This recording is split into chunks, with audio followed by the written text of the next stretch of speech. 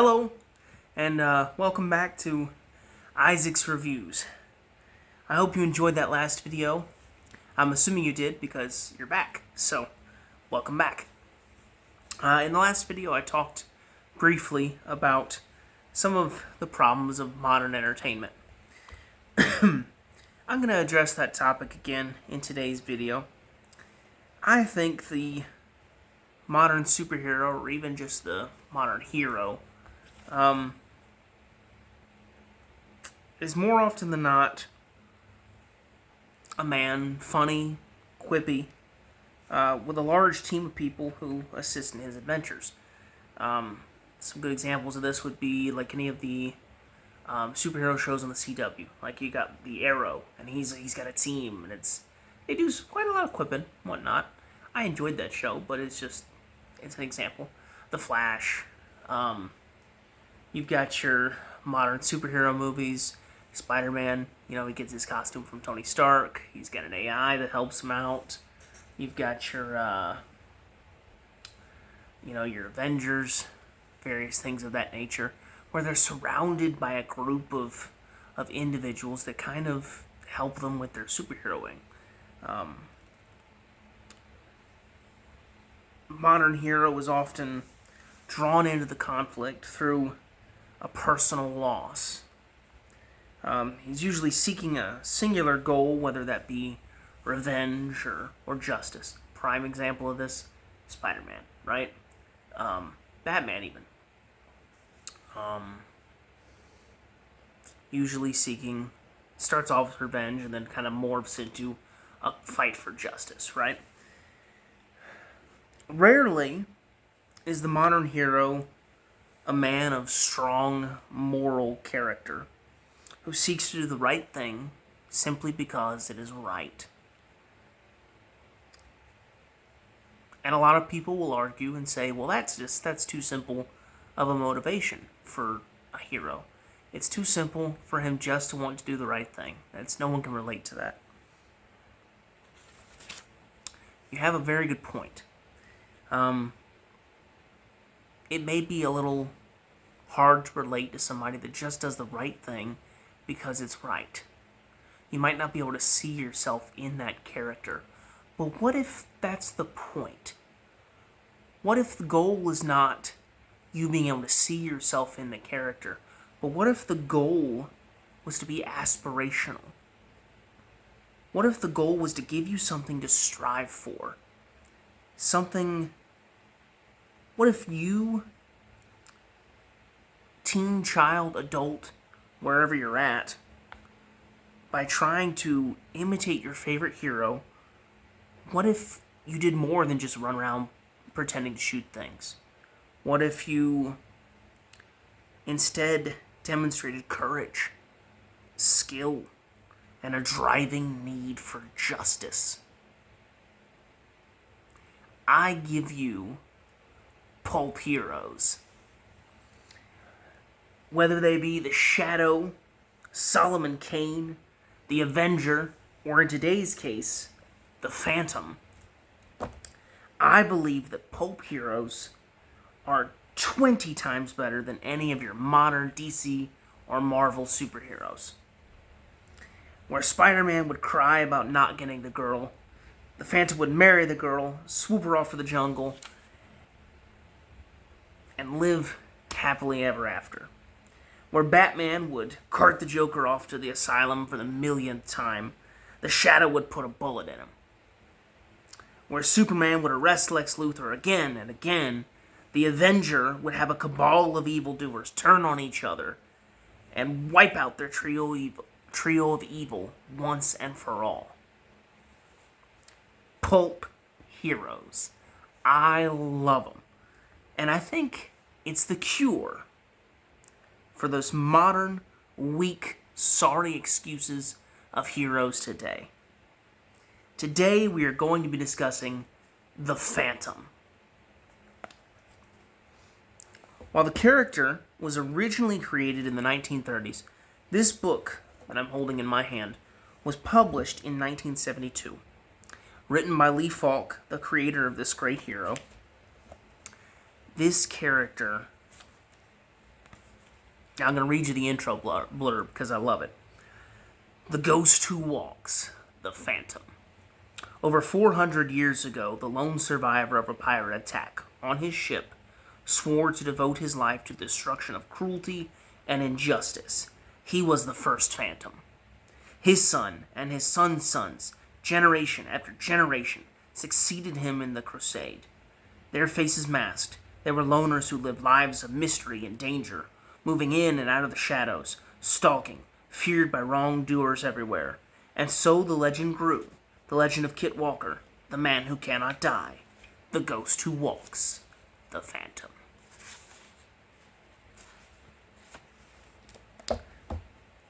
This book begins with the legend of the first Phantom being attacked by the Sang pirates, swearing an oath on his father's murderer's skull.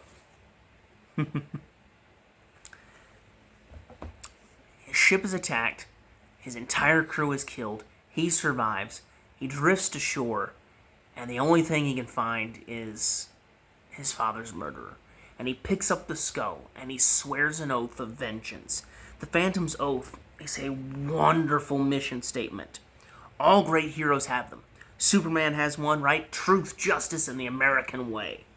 And even the Shadow. The Shadow has a great mission statement. The weed of crime bears bitter fruit. Crime does not pay. The Shadow knows. And then he laughs. I can't do a Shadow laugh, but I love it. Even Batman has a great mission statement. I think his is, "My parents are dead." I'm kidding. The Phantom's Oath is a wonderful mission statement for a hero. Let's see.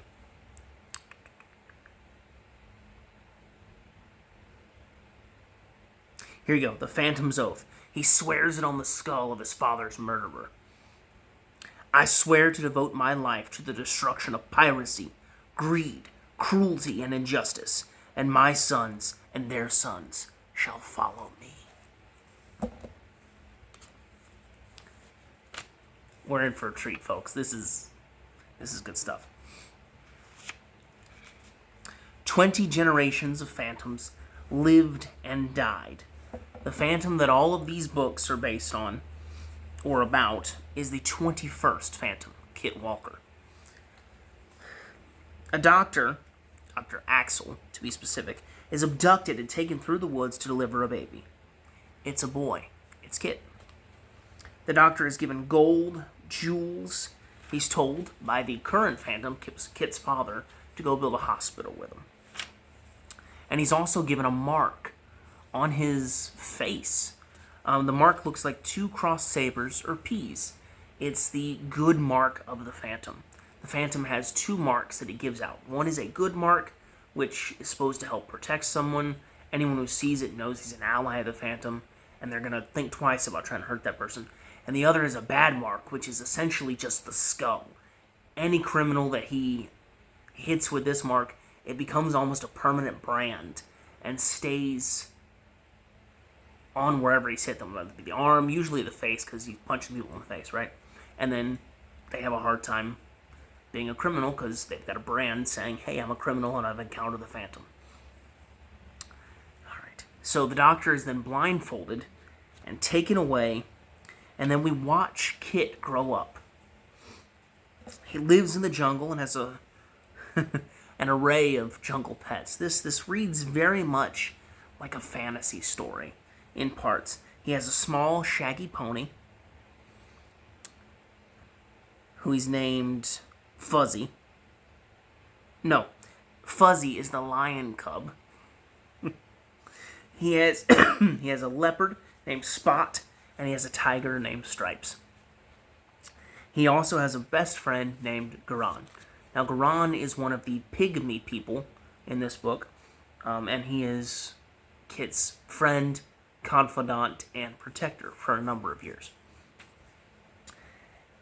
Growing up, Kit learns how to fight, how to box, how to shoot from his father, the current Phantom, and he has much more conventional schooling from his mother. Later, we get some of the Phantom Chronicles, which is where a lot of the action beats of this particular story come in. This is much more of an origin story than you would typically get in a pulp novel. But the action beats often come from the flashbacks in this story. So we get the Phantom Chronicles. First up is the tale of 17th century Phantom who rescues a queen named Natala from Redbeard the Pirate. He sword fights and wins against Gilliam. Then he barehanded defeats a pirate named Crusher. And then he fights Redbeard with swords and then with fists when he's disarmed. He wins these fights, and he returns Natala to her country. Then the pirates, most of them, form the first jungle patrol, headed by the Phantom. The queen later comes back to the jungle, Bangala jungle to be specific, and marries the Phantom and lives in the jungle after that with the Phantom. And that is that particular tale of that Phantom. Now, we encounter these tales when Kit is talking to his father. He's explaining what it means to be the Phantom. He's explaining some of the cost of being the Phantom, because he is preparing Kit to one day assume the mantle of this folk hero that he is. Later, we encounter the tale of the one and only female Phantom. Her name was Julie.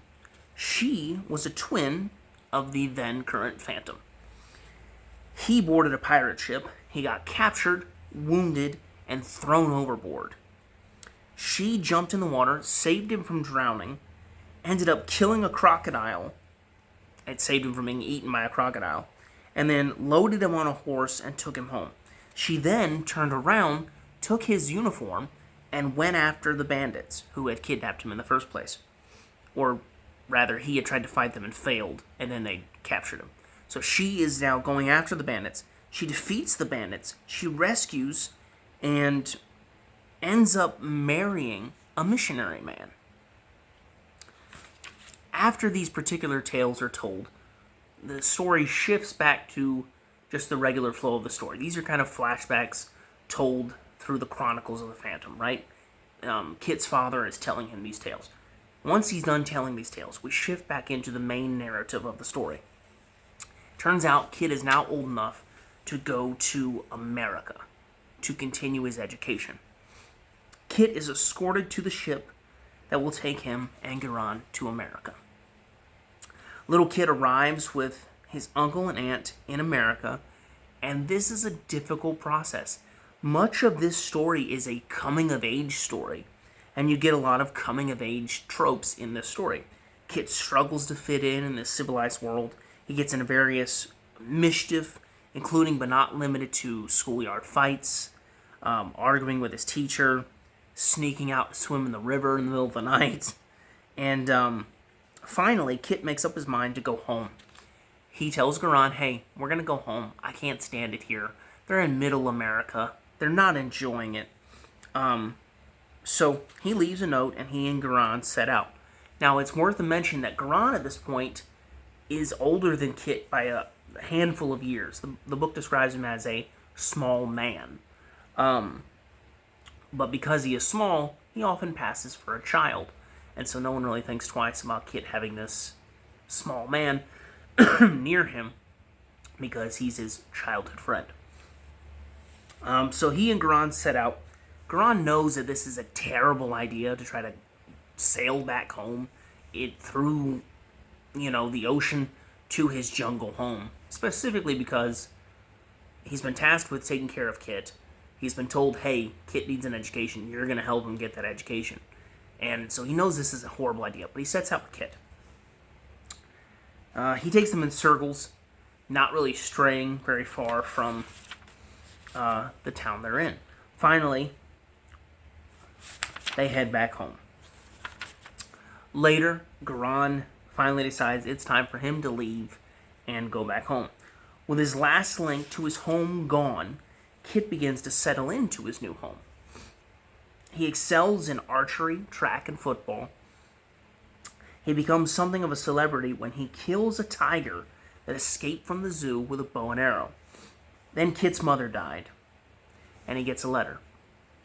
He then goes off to college and reconnects with his childhood friend, Diana Palmer. For those of you who have seen the movie, she features pretty prominently. Kit does well in college, culminating with a fight with a professional boxer that makes the papers. Kit and Diana are now dating, and he has become something of a town hero, even having a parade thrown for him. Kit is living the dream in, 1950s America. Then Guerin shows back up. After years at this point of being away, Guerin shows back up. Kit's father is dying. He's been stabbed multiple times. Kit sneaks over to see Diana one more time and tell her that he's leaving. The next day dawns. It's Kit Walker Day. We're having a celebration because this town's favorite son is, just that fantastic. Diana announces to an impatient crowd that Kit has left. And that kind of puts the kibosh on the celebrations. Kit gets back to his home in the deep woods. He finds his father dying. He takes the oath. And his father dies shortly thereafter. Kit emerges from the skull cave, not as Kit anymore, but as the Phantom. This is very much an origin story, an introduction to the Phantom, and it works very well. I thoroughly enjoy this book, but it is not typical of other Phantom books in this series. For instance, you've got things like the Swamp Rats. You've got the Island of Dogs. You've got the Hydra Master. Or Monster. Hydra Monster. You even have the novelization of the Phantom movie. And I've even got that. So I enjoy this character. I've got a handful. This is not even all the Phantom stuff that I've got. This is not a typical Phantom story. Most Phantom stories just start off, he's the Phantom, here's the adventure, here's the bad guys, and it's him foiling some plot. This is, again, very much an origin story. There is a lot to love about this, and there's some bits that I didn't really enjoy that much. Being an origin, and a very detailed one at that, some parts it feels like it lacks that spirit of action and adventure, because it's a coming-of-age story. It's about a boy growing up and becoming a man and accepting his responsibility. You get some of the action from the flashbacks, though. The Chronicles, great action, love that. Really wanted more of that in this story. But this is a coming-of-age tale, which I really enjoy. Other Phantom books, much more straightforward adventures, but this one is an excellent place to start, and I would highly recommend it for anyone who wants to get into this character. What better place than to start at the beginning with the Phantom? Now, this character was created much, much earlier than this book was written. This book was written in the 70s, I think. This says 1972.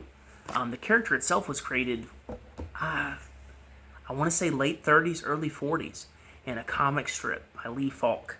But yeah, if you're looking to get into this character, if you like old superhero movies, maybe that are a little bit cheesy, that's a good one. It's got Billy Zane as the Phantom. It's a lot of fun. It's pretty family friendly. There are parts that I wasn't thrilled about. That's a good starting place right there. You can always read the novelization, right? But yeah, if you're looking for pulpy goodness, if you're looking for a hero that does the right thing because it's the right thing, you could find a lot worse than the Phantom. I would highly recommend this character for anyone looking for any of those kind of pulp heroes. Highly recommend this character. Really enjoy it, and I hope you will too. Thank you.